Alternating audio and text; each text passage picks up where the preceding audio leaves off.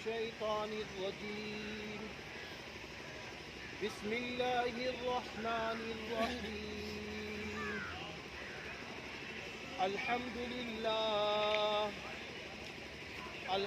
لله نحمده ونستعينه ونستغفره ونؤمن به ونتوكل عليه ونعوذ بالله من شرور أنفسنا ومن سيئات أعمالنا. من يهده الله فلا مضل له ومن يضلله فلا هادي له. ونشهد أن لا إله إلا الله وحده لا شريك له ونشهد أن محمدا عبده ورسوله وصلى الله عليه وسلم تسليما كثيرا كثيرا. أما بعد، قال الله عز وجل: أعوذ بالله من الشيطان الرجيم. يا أيها الناس اتقوا ربكم الذي خلقكم من نفس واحدة وخلق منها زوجها وبث منهما رجالا كثيرا ونساء. واتقوا الله الذي تساءلون به والأرحام إن الله كان عليكم رقيبا. يا أيها الذين آمنوا اتقوا الله حق تقاته ولا تموتن إلا وأنتم مسلمون. يا أيها الذين آمنوا اتقوا الله وقولوا قولا سديدا يصلح لكم أعمالكم ويغفر لكم ذنوبكم ومن يطع الله ورسوله فقد فاز فوزا عظيما. صدق الله العظيم.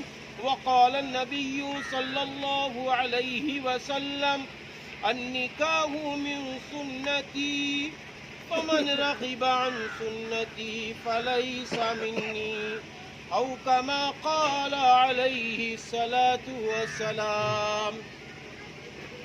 میرے بھائیو، نکاح جس کے لفظی معنی ہے ضم ہونا، یعنی اللہ کے نام پر ایک اجنبیہ خاتون اور ایک اجنبی مرد کے مل جانے کا نام نکاح،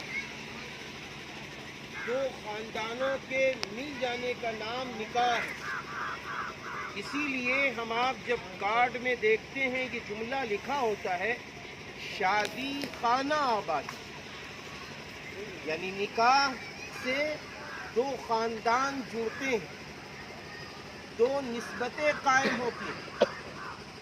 نکاح کے موقع پر دو باتیں فرض ہیں۔ نمبر 1 ایجاب و قبول کا ہونا، نمبر 2 دو گواہوں کی گواہی پیش کرنا یا دینا۔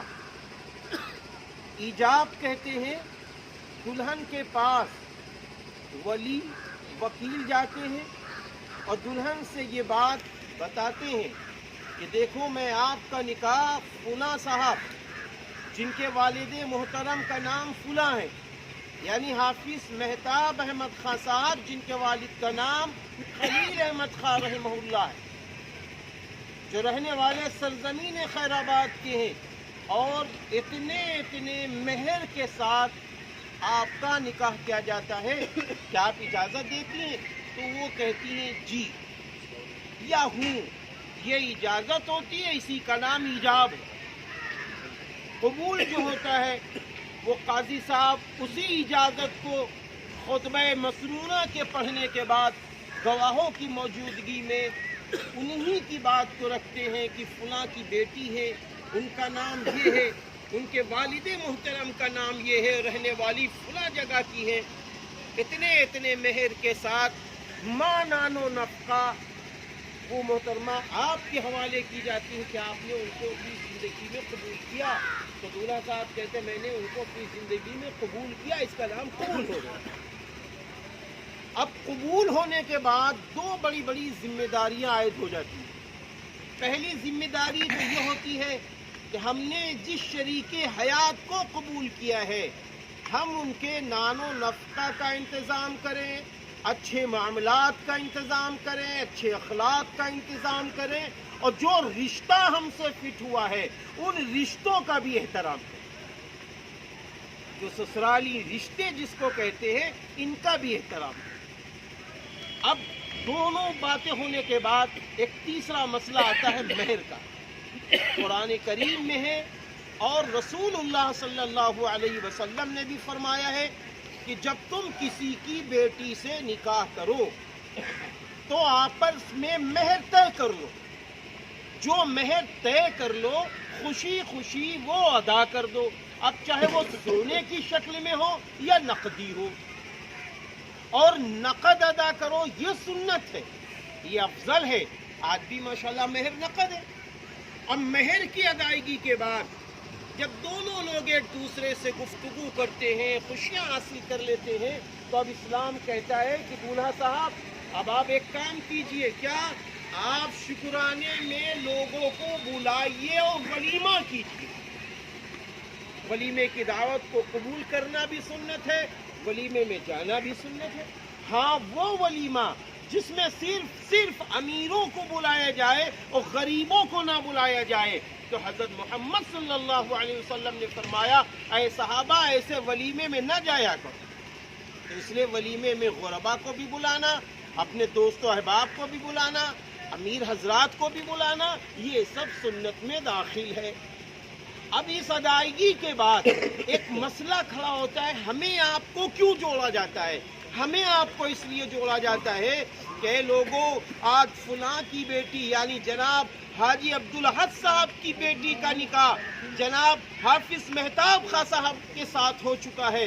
اب یہ سماج میں عزت کے ساتھ اٹھ سکتے ہیں، بیٹھ سکتے ہیں، ایک دوسرے سے گفتگو کر سکتے ہیں اور سماج کی ایک اچھی زندگی کے اچھے انسان بن سکتے ہیں۔